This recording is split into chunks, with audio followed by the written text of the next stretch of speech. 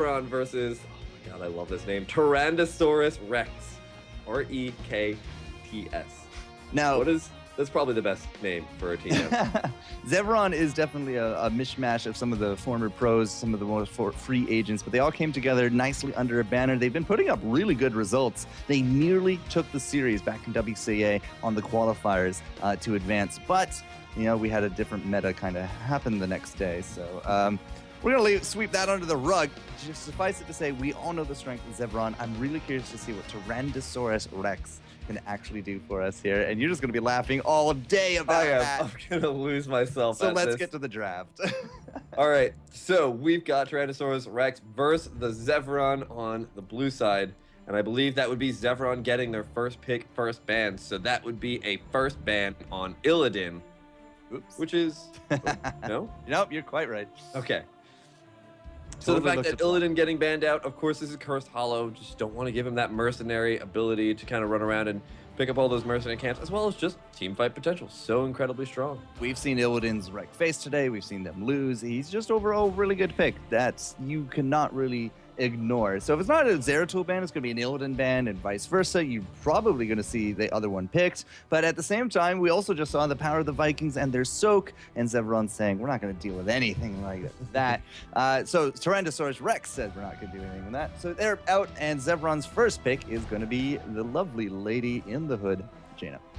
That's quite true. And, Jaina, we saw her doing a great amount of work in these past couple of series. And her water elemental, we just keep watching those things, especially when she's playing the winter Jaina skin, coming out as the snowman, chasing down opponents on the other side. So she's just so fun to watch. I'm glad to see that as the first pick. Sylvanas is going to be the big return. We just saw the power of Sylvanas and her ability to keep a lot of creep waves at bay for a long time. And the Fire Mage, who apparently wanted to take forever to load there, is going to be joining her as well. So the Song of the Fire and Dark. Quite right. And you know what? She's just so good on this map. We saw her power in this last game. She was able to solo hold off 3 lanes of catapults by herself because of that unstable poison at level 7 that makes all of the things that are affected by Black Arrow explode when they die. And that allows you to clear waves very, very quickly. Ridiculously fast. So into this Zeveron, they got their 2-pick system, and they are going to go for a Kerrigan Uther combo, patented, tried and true, and a little bit scary at this point. We just saw Glorong, with his Zeratul, with his Kerrigan, really on point. His Zeratul, everything melee on Glorong is just absolutely on point. So we're gonna have to see if Zeveron can kind of put up the same kind of pressure with their Kerrigan combo. Yeah, and you know what? I think that's definitely going to happen. Cursed Hollow, huge amount of bushes to hide in. We saw before it was the Anubarak as well as the Kerrigan last time. And I think we're going to see that quite again, and I'm very, very interested to see how Zeveron's going to play it. So what can Tryandesaurus REKTS do? Well, they need to probably take out a diving partner here from Zeveron. It looks like Mirrodin is going to be the one on the chop block. And because there's no pick or ban on Zeratul, and we already got a Kerrigan down, let's not deal with Zeratul. It's really funny looking at Tryandesaurus REKTS bans. You see 2 dwarven woven beards getting banned out right next to each other. 2 guys with giant horns on their helms, and just very, very similar just looks between the 2 of them. But yeah, Zeveron also deciding to ban out both the scary melee melee assassins on the other side of the spectrum. So very, very funny how both these teams are just kind of banning out the same thing in different manners. Now it's going to be a Brightwing return here for Tryandesaurus REKTS. They very likely we're going to go for that. The promote, the bribe, it's just too good. It's the only other cleanse out there as well. And with a Kerrigan on the board, yeah, you're probably going to want to prioritize that cleanse. But Anubarak is also going to be joining the Tryandesaurus REKTS crew. We might have waited a little bit too long to get a choice warrior here for Zeveron. Yeah, and so they do have the option of having somebody like a Mirrodin. Oh, no, sorry, Mirrodin got banned out. Never mind. So I guess their only decision is going to have to be, yep, there we go. There's the Johanna coming out here for Zeveron. And, oh, indeed. Okay. Yeah. Okay, they're going to pick up the Asmodan. Very interesting pickup here. The big pick of Asmodan. We've seen ridiculous amounts of Asmodan today. In fact, almost every game series has had an Asmodan. Yeah, I think so. And popular guy. That's because we That's because we followed cognitive and. I'm not saying Well, that it's apparently an loves it. unjust amount of Oh, Azmodan. that's true. He's I feel just like really- everything Azmodan does is unjust. He's the Lord of Sin, isn't he? He absolutely is, my friend. Vala's going to be the last set of damage dealers here for Tyrannosaurus Rex. So they got themselves not only the Nubrak up front, but the triple DPS to follow up. And that is a lot of bursts that you can really afford. So if it comes together very nicely in team fights, Tyrannosaurus Rex will do well. But in their early game, if they split, they have so many squishy targets for that Kerrigan. Not only that, but they also have 3 Blood for Bloods coming on into level 16. Now, Zeveron's got 2, so that's not anything to really scoff at, but still, 3 Blood for Bloods to melt out either that Azmodan or the Johanna. That's a very, very scary thing to have to deal with.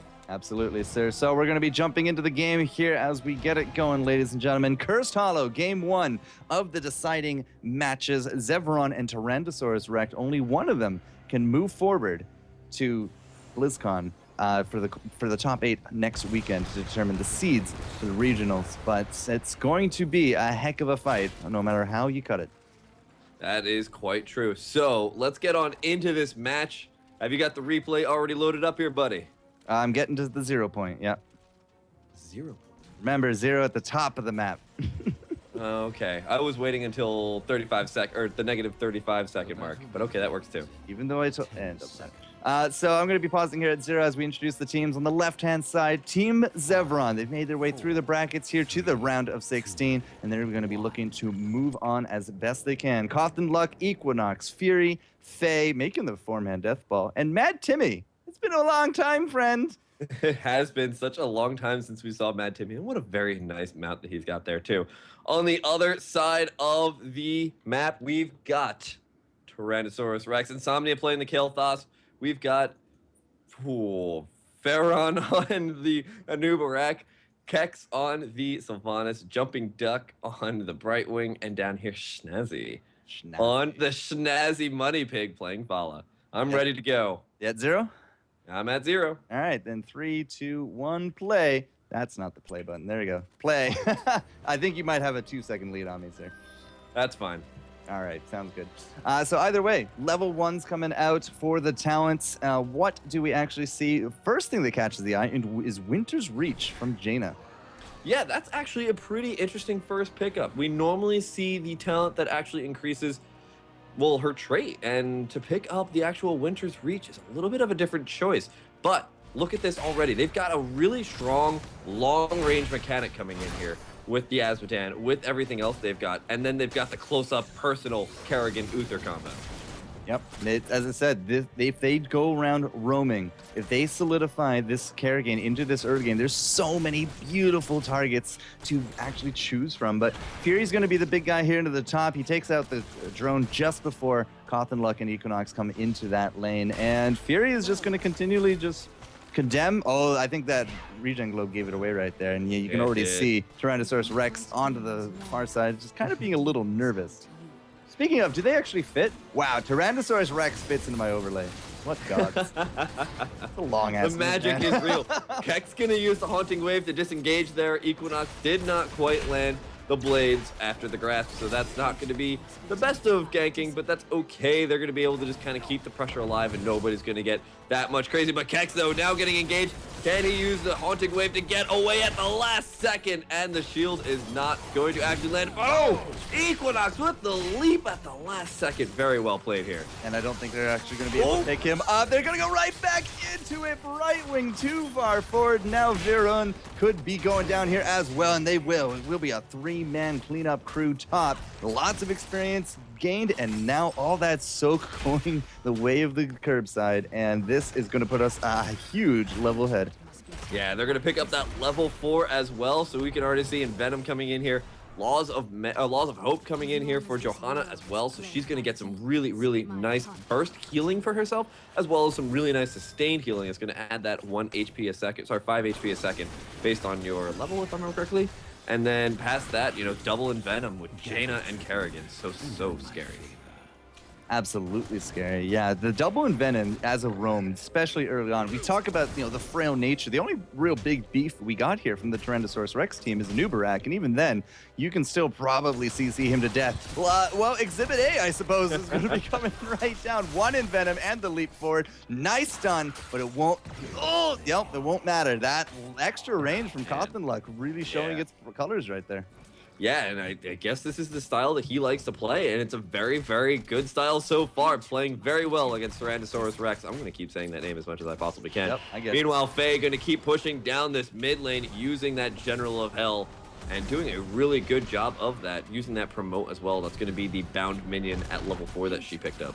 Now, kind of curious. We have Schnazzy with the Q, though. Siphoning arrow coming back for the health regen, and puncturing arrow for the extra bounce. That's actually what I've been seeing a lot more lately, but Kex, taking a lot of damage. The Haunting Wave not exactly going to be able to get reactivated. Yet again, making this poor Banshee Queen lose her life. Banshee Queen not having a fun time. Faye absolutely having a fun time in the mid. Already out of ammo. Equinox with the combo 1 and 2, and the laser to finish it. Kael'thas is going to drop, and that's going to put us 6-0 so far for Zeveron and crew. Schnazzy's thinking maybe, yeah, there's a tribute down here. I think I can do this, but he was just waiting for the jumping duck, and now jumping duck I think might actually be the sacrifice here. Oh man, and yeah, Equinox will be able just stun him out, and yeah, that's gonna be yet another kill. Oh my god, Zeveron is coming out here on fire. 7 kills already. 7 kills in 4 minutes for level 7. The only thing that would have been better there is add 3 more minutes, but then we'd have a really heck of a slow game, I'll tell you that one. But still, Fury has not left top. Kex is still there. You can't really leave because Fury will just start pushing in and in. Yeah, they are doing really, really well. Just pushing in all these lanes really well. And, geez. Actually, but let's take a note here. I'm not going to say anything about Faye style, but I will talk about the setups that are coming out here from Zeveron versus Cognitive. Only 40 damage on that Q. You kind of disappoint. Alk upset right here. Gloring has just spoiled us, I think. He really has. But again, that's not so much to say anything about Glaurung or Faye. It's more so just the team composition. They're not really focusing around that globe. Not at all. But, I mean, really, come on, Faye. Let's serious talk for probably listening right now, so I'm gonna get a whole bunch of angry PMs. But anyway, Fibio has spawned up here, level 9 to level 7. Can they actually start to even this game up already? Johanna taking a lot of damage. Fury is looking like he's gonna go down. That's a really nice pickup here. Can they actually win the tribute fight is the question here. Baron gonna get stunned out, gonna get knocked out of this fight as well. And now Kex has to use the Haunting Wave to disengage. Ooh, yeah, nice Haunting Wave there. Actually did complete that one. But this is a really key point right now. Not only are we not 10 here from Zeveron, but they're very close. This is the 3rd tribute of 3. Schnazzy goes in with that Q and just gets obliterated for it. The big problem is you don't have any kind of big burst heals here from Jumping Duck. He can go in with a gust every 45 seconds, but every little poke you saw got punished real hard from Zeveron, and the opportunity and the window to kind of contest this curse just slammed shut as soon as that kill went down. Exactly, and that's really just, that's going to be the biggest issue here is, I mean, well, okay, hold on. Let's talk about the bigger issue. 10 to 8 in the levels, about to be 11. 10 kills to 1. Yeah, 10 kills to 1. This is looking really bad here for Tyrannosaurus Rex. I mean, sorry, we didn't even go gust of healing. It's cleanse. Cleanse, yeah. So we have no upfront healing whatsoever, and wow, does that damage ever hurt. Yeah, this is going to be really rough. I mean, without any type of healing at all, that's going to be a lot of damage that really even sustained or not, especially with that Azmodan and, you know, just throwing down those globes. It's a lot of damage to take, and there's not a ton to really heal it back up. And you see Kex, he's going to go for the defense up top. That's promoted General, who apparently gives no cares about Black Arrow. He is immune, as it turns out. So that's something actually to think about in the future. That is, actually. That is. However, even with the unstable poison, this is taking a good amount of time to really waste away all these minions. However, they will finally pick up level 10. So that's at least nice for them. But, oh, there goes another fort. and the top is barely standing. All right, so bottom's down, top is on its last leg, so you're not going to contest me on that one. And there is going to be a boss down here as well. So, Jump on. yes, shut that window down on you too, sir. But this is going to be a 13-10 scenario if we get into a team fight. And that is never where you really want to be on game one of the qualifiers to figure out who's going to continue on in the tournament. Yeah, and you know what? It's okay though. You know, we've seen these types of games before where they kind of start turning one way. We've seen them turned around. So let's keep that in our back little pocket there, especially because, well, they got Sylvanas. This game's still... Yeah. The power of Sylvanas and the Black Arrows is just absolutely mind-blowing when she's left to her own devices. Yeah, it's pretty crazy. But, Q-Build goes in, finds Equinox, does not care. But Grave Golem plus Siege Giants plus 5-man stack coming down here in the bot lane. This is going to be a bit for Tryandesaurus REKTS to have to wreck, and I don't know if they're going to be able to do it here. Fury being abrasive, being straight on through that wall. Now we got double sprint ready to go. The laser shrink ray here as well. If the Nubarak kind of tries for that engage. God. The slam, the condemn into slam was ridiculous. That's a 5-man wipe. Thank you, Golem Gods. Thank you, Dunk Gods would say. Thank you, Condemn from Fury. Absolutely mind-blowing that you could actually see an ace this early on. 14-11 by the end of it all, and that's going to be this entire bottom lane cleanup. Ooh, and the shield glare took out the keep. The shield glare took it out. It does 110 damage. And that was what took out the keep there. 15-11 right now in the levels. This is not looking too good here. I think you know why Zeveron sent us these replays. Well, I see some people looking at the brackets, and we're just going to leave it at that. So naughty, do not be looking at those, gents.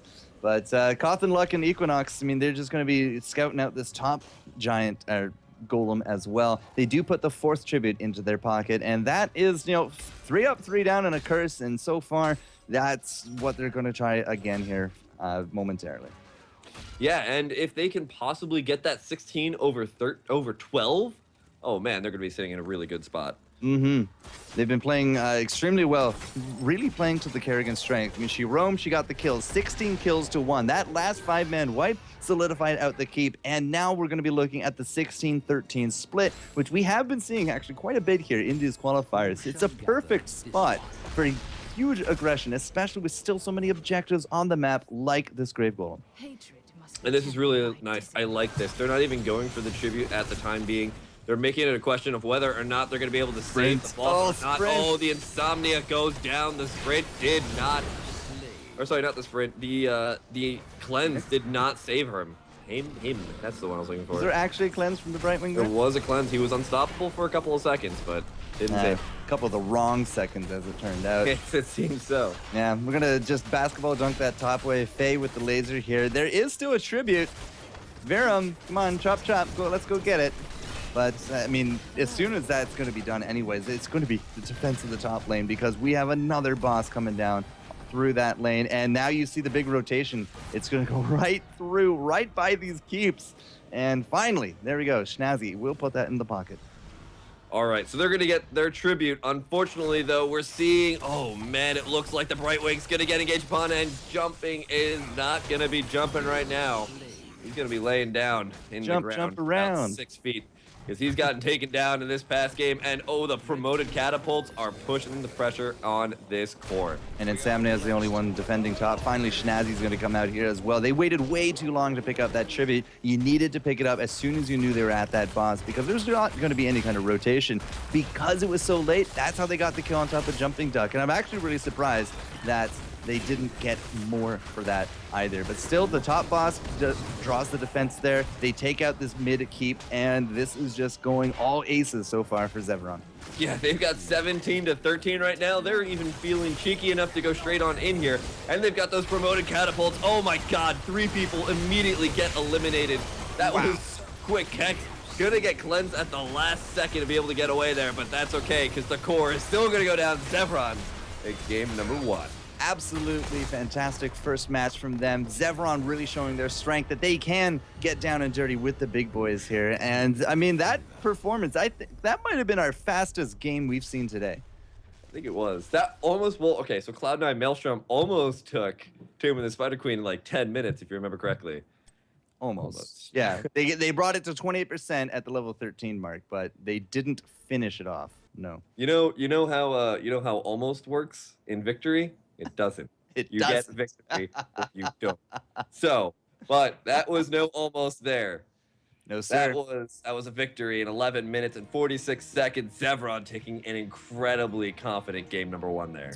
I mean, we've seen a lot of Asmodan. I've said it. And this wasn't the style of stacking that cube, but still, I mean, by the end of it, 200 damage or so. It really came down to the Kerrigan. We banned out Illidan. We banned out Zeratul. There was still a Kerrigan left on the board, and I think that Zeveron just played absolutely to the strength of that. We've seen how to react against these ganking Kerrigans. It's just stay safe, stay in your lane, have big information control. Scouting drones are very paramount when it comes to that. And we just unfortunately didn't really kind of see those reactions from Tyrannosaurus Rex. I mean, the issue is that they relied a little bit too much on that Brightwing to have that cleanse, and unfortunately, I believe she also had Promote as well, if I remember correctly. So not having Protective Shield, not having Gust of Healing, it's really hard to keep those people alive. As a solo healer, that's where you really wanted it to run at that last point. I don't think the Vala, as the last pick, did any favors to this comp. Unfortunately not.